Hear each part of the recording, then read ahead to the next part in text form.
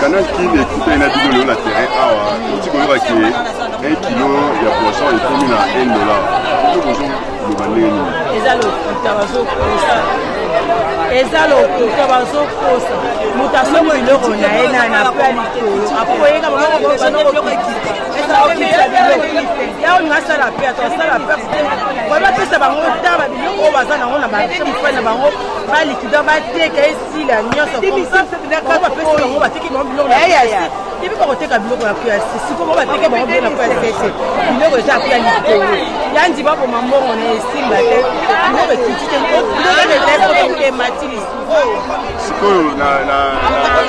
La chambre froide.